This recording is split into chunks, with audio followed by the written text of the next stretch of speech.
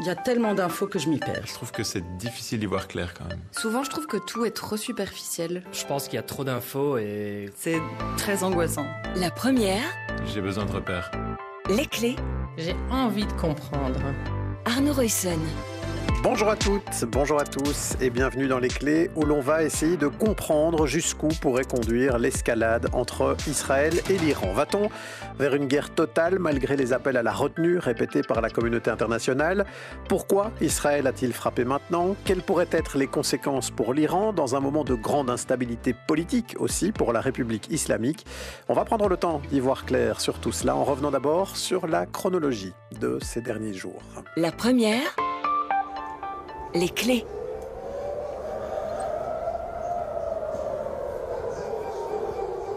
Tel Aviv, vendredi 13 juin. Il est 3 heures du matin quand la plupart des Israéliens sont tirés de leur lit par des alarmes qui déchirent la nuit. Quelques secondes plus tard, des SMS envoyés par les autorités crépitent sur les téléphones. Alerte extrêmement grave. En raison des préparations, en vue d'une menace importante, les instructions du front intérieur doivent être suivies. Restez près d'un abri.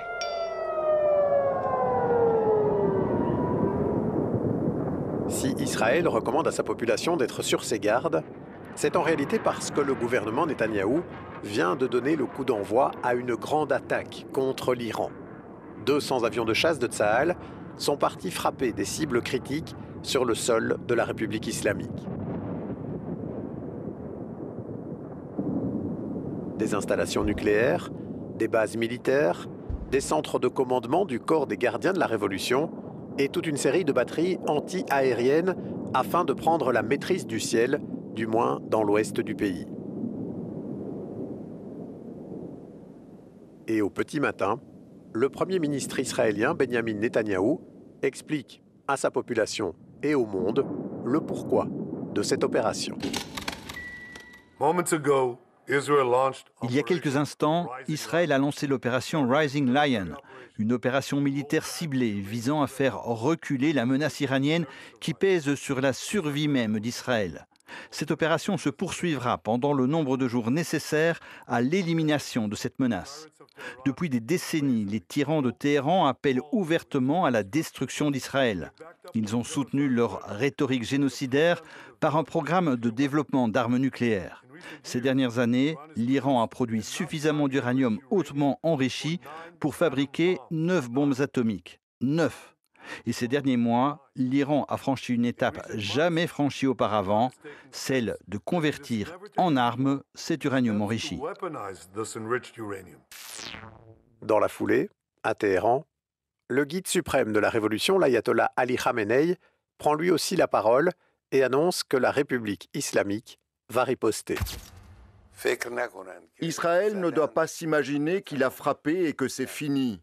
Non, ils ont commencé, ils ont lancé une guerre, et nous ne leur permettrons pas de sortir indemnes du crime majeur qu'ils ont commis. Nous devons agir avec force, et nous allons agir avec force. Il n'y aura pas de compromis.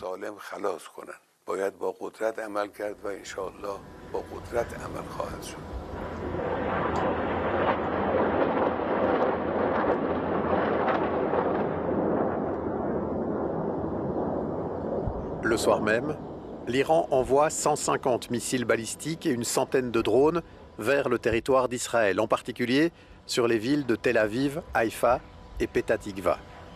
Beaucoup de ces missiles seront détruits en vol par le dispositif du dôme de fer, mais pas tous, puisque les tirs iraniens feront plusieurs victimes civiles.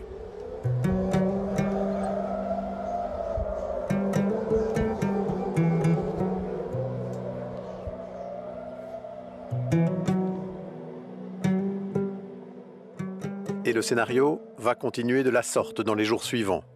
De nouvelles frappes israéliennes sur des cibles stratégiques iraniennes, faisant déjà plusieurs centaines de morts, et en riposte, une pluie de drones et de missiles venus d'Iran vers Israël, la plupart interceptés par le dôme de fer, mais faisant chaque fois quand même des victimes civiles dans des quartiers résidentiels.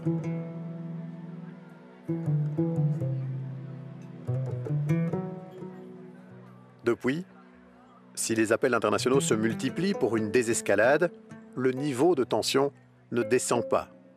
Et les États-Unis en particulier soufflent un peu le chaud et le froid. Si Donald Trump continue à demander aux deux parties de se parler et de trouver un accord, il semble bien que Donald Trump avait été informé des attaques israéliennes avant qu'elles n'aient lieu, qu'il les avait validées, sauf l'objectif de tuer le guide suprême. Car selon des sources internes à l'administration Trump, Israël avait pour but d'éliminer Ali Khamenei, l'homme qui est la clé de voûte du régime théocratique iranien. Mais Donald Trump s'y serait personnellement opposé et aurait convaincu les Israéliens de ne pas le faire finalement, une information que le gouvernement Netanyahou n'a pas voulu confirmer.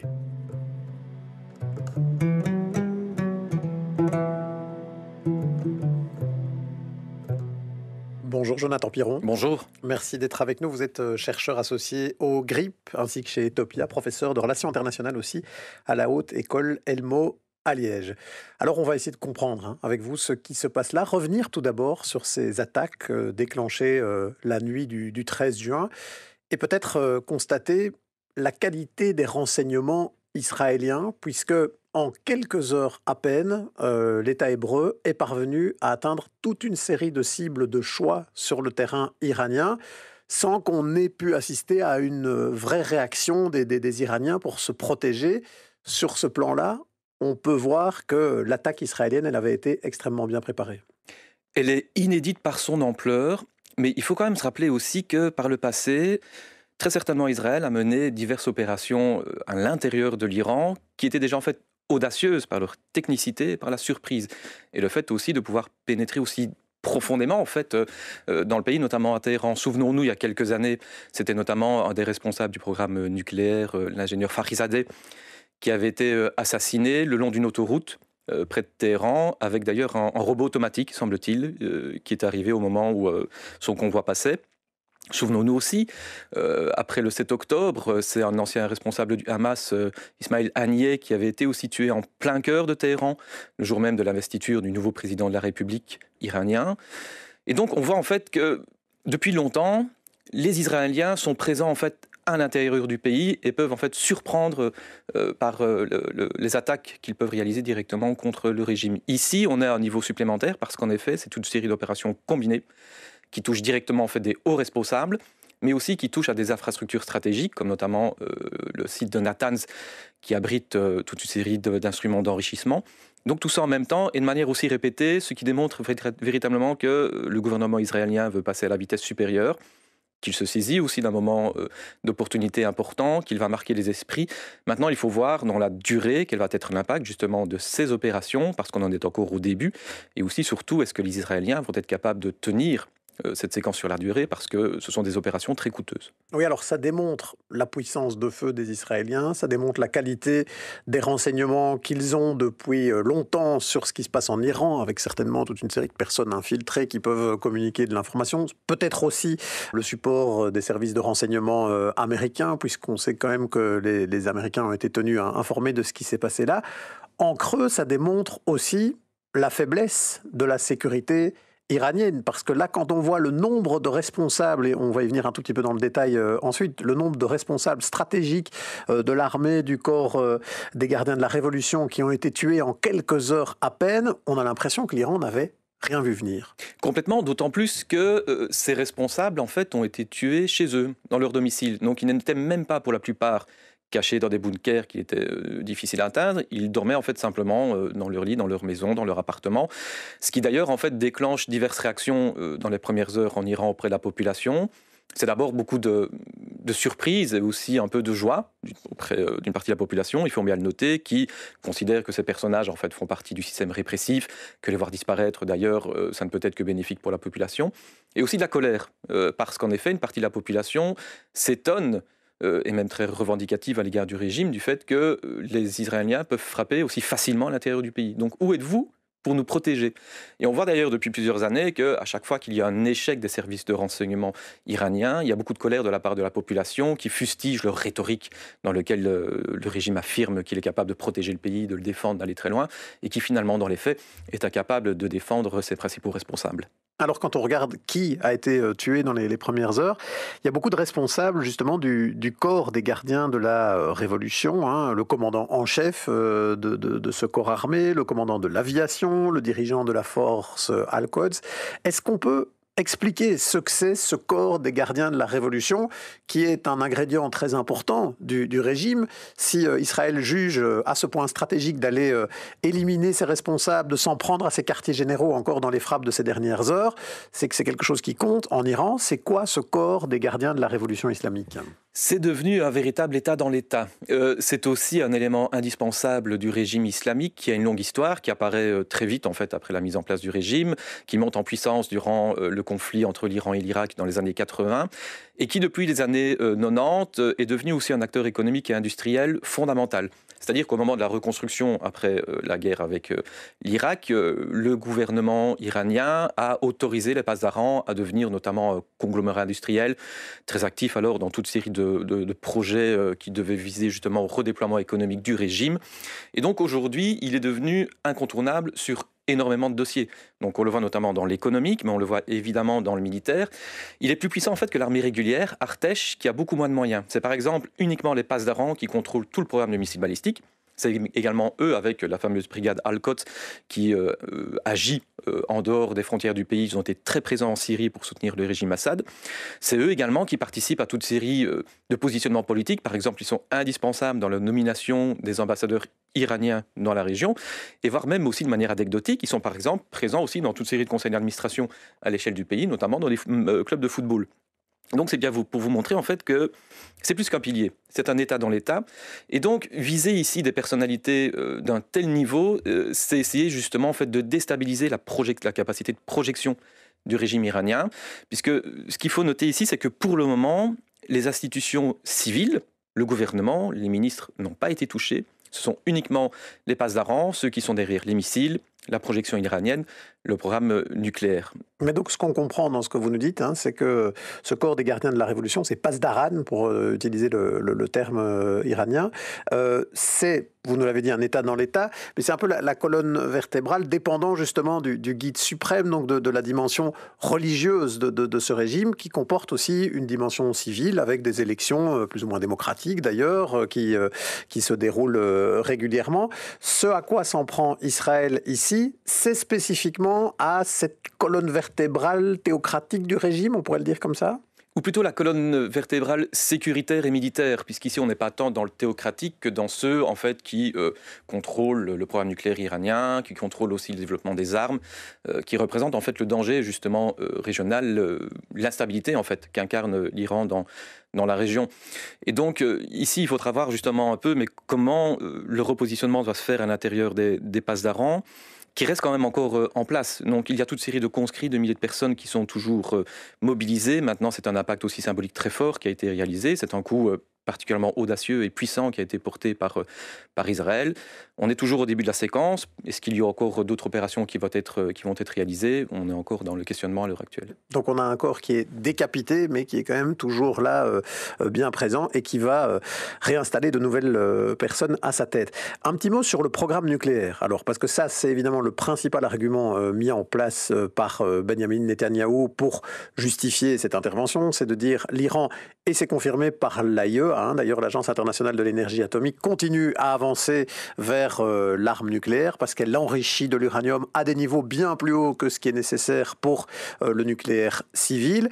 Et par ailleurs, l'AIEA disait aussi il y a des endroits où on n'a plus vraiment de regard, on ne sait plus très bien ce qui s'y passe, donc on ne peut pas contrôler valablement si on reste bien dans une dynamique civile ou bien si on va vers l'arme nucléaire au niveau militaire. Est-ce qu'à ce niveau-là, ce qui a été frappé par Israël risque de porter un coup décisif à ce programme nucléaire iranien? Avec les infos que l'on a, on sait si on a porté un coup fatal au programme nucléaire? À l'heure actuelle, non. Le programme est certainement ralenti. On voit que les frappes contre Natanz notamment ont été répétées, semblent avoir été profondes. Mais la capacité aussi du programme nucléaire iranien, c'est qu'il s'est disséminé. En fait, on peut prendre un exemple qui est celui du programme nucléaire irakien, où au début des années 80, le régime de Saddam Hussein avait aussi son propre programme nucléaire, autour d'une centrale qui était celle d'Ozirak, que les Israéliens ont détruit en 1983 dans une frappe aussi aérienne. Et ça a stoppé net en fait le programme irakien. Ici, le programme iranien, il s'est développé dans le temps. Il a aussi toute une série d'installations qui sont disséminées à l'échelle du pays, avec aussi des installations qui sont très profondes. Il a été contrôlé après 2015 et le programme qui a été mis en place par l'ONU autour de ce fameux accord nucléaire appelé aussi JCPOA en anglais. Et avec le retrait qui a été décidé par l'administration Trump, on a vu en fait le taux d'enrichissement qui était inspecté par les inspecteurs de l'AIEA remonter en fait en flèche et maintenant dérailler complètement. Et aussi toute une série d'autres garanties, comme notamment des visites sur le terrain d'inspecteurs de l'AIEA, mais aussi des moniteurs de contrôle, être interdites, voire désactivées. Ce qui fait que, en fait, depuis 2-3 ans, on ne sait plus très bien exactement ce qui se passe à l'intérieur du programme iranien. Dans les chiffres qui sont disponibles, on voit que le taux d'enrichissement, en effet, a atteint des niveaux qui sont inédits. On parle de 60%, des traces qui vont même jusqu'au-delà de 70% auraient été trouvées. Et on sait que, passé 60%, il est très facile, en fait, d'un point de vue technique, d'arriver aux 90% qui sont le taux d'enrichissement nécessaire pour le développement d'une arme nucléaire. On pense aussi qu'il est peut-être probable que les Iraniens aient déménagé une partie de leur capacité pour construire aussi d'autres sites qui ne sont pas connus pour le moment. Mais par contre, il y a un élément, c'est que si l'Iran est capable, du point de vue technique, de se doter de l'arme nucléaire, on n'a pas encore la certitude que la volonté politique soit présente. L'Iran, en fait, est un État dit du seuil nucléaire. Et il pratique justement, en fait, ce chantage nucléaire dans lequel il montre qu'il est prêt à négocier, mais dans lequel il montre aussi qu'il a la capacité, à un moment, de se lancer dans l'acquisition de la bombe. Et donc, tout le débat aujourd'hui porte justement sur est-ce que cette décision politique a été franchie ou pas. Le gouvernement Netanyahou affirme que oui, ils ont des preuves notamment de la militarisation de l'arme, du fait en fait qu'on peut rentrer les composants nucléaires autour d'un missile balistique et en faire une arme alors qu'il peut être envoyé loin. Différents renseignements qui viennent notamment des Américains, encore il y a quelques semaines, affirmaient que cette décision politique n'avait pas été franchie. Mais donc, on voit aussi qu'on est dans la situation, finalement, qui a été créée par Trump, puisque sans le retrait qui avait été décidé par Trump de l'accord sur le nucléaire, on serait certainement aussi dans une situation où tout le programme nucléaire iranien s'est contrôlé. Alors justement, on va en revenir sur ce moment assez décisif. En 2015, il y avait eu un accord sous l'égide de Barack Obama pour un désarmement, ou en tout cas pour mettre sous contrôle le nucléaire iranien, qui a été dédié ensuite par Trump. On va bien se rappeler cette séquence et on va le faire en compagnie de Sarah Pousset. C'est en juillet 2015 que Barack Obama est parvenu à faire aboutir les négociations avec Hassan Rouhani, le président iranien. L'accord est signé par l'Iran, bien sûr, mais aussi l'Allemagne et les 5 membres permanents du Conseil de sécurité de l'ONU, c'est-à-dire les États-Unis, le Royaume-Uni, la France, la Chine et la Russie. Le but de cet accord est de limiter le programme nucléaire iranien au volet civil. Alors pour être utilisé dans les centrales nucléaires, l'uranium doit être enrichi à environ 3%. Au-delà de ce taux, l'uranium sert au volet militaire, voire à la bombe atomique si on atteint les 90% d'enrichissement. L'accord a forcé la République islamique à réduire drastiquement le nombre de centrifugeuses qui permettent d'enrichir l'uranium et à limiter l'enrichissement aux 3%. Téhéran a aussi modifié sa centrale d'Arak pour rendre impossible la production de plutonium militaire. Ce qui est important, c'est que l'Agence internationale pour l'énergie atomique a obtenu le droit de contrôler tous les sites iraniens sans avertissement. Et jusqu'à ce que Donald Trump ne brise cet accord en 2018, l'agence avait déjà effectué au moins 400 inspections en confirmant que l'Iran respectait bien les termes de l'accord. En contrepartie, les sanctions économiques contre l'Iran ont été progressivement levées. Des investisseurs étrangers comme Total ou Renault ont lancé de nouvelles activités au sein de la République islamique. Mais la tendance s'est donc inversée lors du premier mandat de Donald Trump puisqu'il a réintroduit les sanctions contre l'Iran et que la République islamique a de son côté repris son programme d'enrichissement de l'uranium. Joe Biden a ensuite bien tenté de réhabiliter l'accord de 2015, mais sans succès. Depuis son entrée en fonction, Donald Trump a repris un cycle de négociations, mais le président américain souhaite revoir l'accord de 2015 pour que l'Iran stoppe l'entièreté de son programme nucléaire, même le volet civil. Or, cela a toujours constitué une ligne rouge pour Téhéran. Donc Jonathan Piron, si on comprend bien ce qui s'est joué, c'est que Donald Trump trouvait cet accord trop accommodant avec l'Iran parce qu'il lui permettait quand même toujours de développer du nucléaire civil et que finalement il a dénoncé l'accord. C'est le point de départ de ce qu'on connaît aujourd'hui dans les niveaux d'enrichissement très élevés, pouvant conduire assez rapidement au développement d'une vraie arme atomique par l'Iran. Donald Trump porte une lourde responsabilité dans le fait que l'Iran est tout proche aujourd'hui de l'arme nucléaire ? Il n'y aurait pas eu de départ de l'accord sur le nucléaire de 2015. On aurait eu en fait la prolongation de ce qui a existé donc, pendant quelques années, c'est-à-dire un pays qui est énormément inspecté, puisqu'en effet, l'AIEA était massivement présente alors en Iran, avec toute série de contrôles, d'inspections, de suivi. Et on a vu aussi que déjà le stock d'uranium enrichi avait drastiquement baissé, et aussi que le taux d'enrichissement restait aussi dans des niveaux qui étaient acceptables. Et donc, on serait peut-être dans une situation complètement différente. Maintenant, c'est difficile aussi de refaire le film. L'histoire ne tient pas qu'à un seul événement, donc d'autres événements auraient pu arriver. Mais en tout cas, sur le programme nucléaire, on n'aurait certainement pas eu, depuis ces dernières années, cette capacité, cette expérience aussi, acquise par les Iraniens. Donc, d'une certaine manière, oui, Trump en porte la responsabilité. Et pas seulement Trump, puisque Benjamin Netanyahou lui-même n'était pas très favorable à cet accord négocié à l'époque par Barack Obama. Lui n'a pas fait grand-chose non plus pour favoriser le fait qu'on poursuive sur cet accord qui visiblement mettait quand même le nucléaire iranien sous contrôle. Oui, d'ailleurs, Benjamin Netanyahou, depuis qu'il est Premier ministre dans les années 90, affirmait de manière assez régulière que l'Iran représentait une menace nucléaire et que d'ici quelques mois, en fait, le régime iranien allait se doter de la bombe. Maintenant, on est aussi dans une situation très différente depuis le 7 octobre 2023, où l'attaque aussi qui a été subie par Israël a permis aussi au gouvernement israélien de mener des opérations sur divers fronts.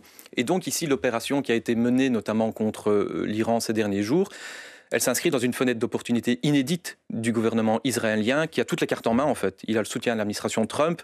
Il a aussi une fenêtre d'opportunité dans laquelle les différents ennemis autour de lui, comme le Hamas, le Hezbollah, la Syrie d'Assad aussi, n'existent plus ou sont énormément affaiblis. Et où il restait en fait le régime iranien en dernier ressort. Et donc le gouvernement de Netanyahou s'est certainement dit que c'était maintenant en fait qu'il était nécessaire d'agir, mais qu'aussi il était possible de le faire sans avoir en fait de remontrances ou de critiques de la part de l'administration américaine, comme cela existait du temps de Biden.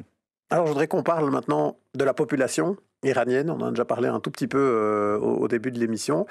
Est-ce que le calcul qui est posé par certains au niveau israélien de dire si maintenant on affaiblit le régime, en particulier ce corps des gardiens de la révolution, les Pasdaran, si on affaiblit le guide suprême aussi de la révolution, quelque part on peut favoriser l'émergence d'autres courants politiques en Iran, le renversement du régime tel qu'on le connaît aujourd'hui. En plus, il y a des échéances électorales qui sont prévues dans peu de temps en Iran. Est-ce que tout ça a des chances de fonctionner? Est-ce qu'il peut y avoir une forme de soutien d'une partie de la population iranienne à ce qui est mené comme frappe par les Israéliens dans la perspective justement de renverser le régime en place? L'idée du changement de régime, elle est portée par Benjamin Netanyahou à travers ses différentes déclarations. Maintenant, je pense que c'est quand même un vœu pieux. En fait, on ne change pas un régime à coups de bombe. Pour avoir une révolution, comme on l'a vu notamment en 1979, il faut qu'il y ait un mouvement révolutionnaire, une alternative politique, aussi une population qui est capable aussi d'aller dans les rues pour contester un pouvoir établi, et qu'il y ait aussi des dissensions à l'intérieur du régime en place. Ces éléments ne sont pas en place aujourd'hui en Iran. On a vu, il y a quelques années, le mouvement Femmes, Vie, Liberté, qui avait entraîné des protestations importantes contre le régime, mais qui n'avait pas réussi dans le renversement de la structure en place. Pourquoi ? Parce que l'alternative n'était pas là. Et le régime était encore fortement soudé. Et donc aujourd'hui, quelles sont les alternatives qui se présentent ? Il n'y en a aucune. Par exemple, le gouvernement israélien aujourd'hui s'appuie en fait fortement sur le fils du Shah, qui est souvent mis en évidence comme étant le prétendant au trône qui pourrait peut-être alors revenir au pouvoir. D'ailleurs, lui aussi se présente comme étant celui qui peut succéder à la République islamique. Dans ses postes depuis avant-hier, il appelle la population à se soulever, mais il est haï en Iran, d'autant plus qu'il est vu comme étant très proche en fait des ultra-conservateurs en Israël, et donc son discrédit est encore plus important. À l'extérieur, dans la diaspora, il n'y a pas vraiment non plus d'autres structures qui émergent, et on sait qu'à l'intérieur du pays, les alternatives politiques sont très faibles. Le régime est encore aussi beaucoup trop fort à l'heure actuelle que pour être renversé. Maintenant, Fragilisé, il le sera certainement, mais on sait qu'il est fragilisé depuis longtemps. Mais ce qui est en train de se passer pour le moment en Iran aussi, c'est qu'au fur et à mesure que les frappes se réalisent, notamment contre les infrastructures civiles, la population alors a un réflexe patriotique. Ça ne veut pas dire qu'ils vont soutenir le régime, mais ça veut dire qu'ils vont soutenir la défense du pays et que justement, face à l'agresseur, il va y avoir un phénomène de rassemblement, comme on l'avait vu notamment durant la guerre Iran-Irak. Ce qui pourrait alors du coup avoir un effet contre-productif si l'enjeu est à terme de faire tomber le régime iranien tel qu'il est aujourd'hui. Tout à fait. Mais alors on peut se poser la question si le but porté par le gouvernement israélien est vraiment en fait d'amener un changement de régime. Est-ce qu'il ne serait pas plutôt de créer une situation chaotique dans laquelle justement l'Iran est en proie à toute série de déstabilisations? On voit notamment que différents groupes terroristes dans le Kurdistan et dans le Sistan-Baloutchistan appellent à prendre les armes. Et si en fait cette déstabilisation n'est pas plus intéressante pour le gouvernement israélien, comme on a vu notamment qu'il était ravi de la guerre civile qui existait dans la Syrie d'Assad parce que la menace en fait à son égard s'effondrait. Dernière question, alors Jonathan Piron, on entend beaucoup dans les commentaires depuis le début de l'offensive israélienne la crainte de la guerre totale et du fait qu'on pourrait aller vers un conflit d'envergure encore beaucoup plus importante. On peut se poser la question de savoir si l'Iran a vraiment les moyens de faire beaucoup plus vis-à-vis d'Israël que ce qu'elle ne fait aujourd'hui. On a des tirs effectivement toutes les nuits depuis quelques jours. La plupart sont interceptés par le dôme de fer, puis il y a quand même quelques victimes civiles. Est-ce que l'Iran pourrait encore aller plus loin dans sa riposte à Israël ou est-ce qu'elle n'en a tout simplement pas les moyens militaires aujourd'hui ? Une attaque conventionnelle portée par l'Iran contre Israël, en fait, serait très défavorable au régime parce qu'il n'a pas les moyens. En fait, son armée est quand même obsolète. Toute série d'embargos ont empêché son développement. D'ailleurs, c'est pour ça que ce sont les missiles balistiques et la guerre asymétrique qui est mise en avant. Et d'autant plus que si le régime iranien veut monter en puissance, il sait que les États-Unis vont inévitablement, en fait, soutenir Israël. Mais maintenant, on peut aussi se poser la question de est-ce qu'Israël peut tenir longtemps dans cette situation? Ça coûte très cher, c'est aussi des stocks d'armement qui s'épuisent. Et à un moment aussi, il va falloir que le gouvernement Netanyahou prépare une sortie de crise. Sinon, lui-même, en fait, risquerait de s'embourber dans cette séquence qui est quand même aussi très onéreuse sur un point de vue financier.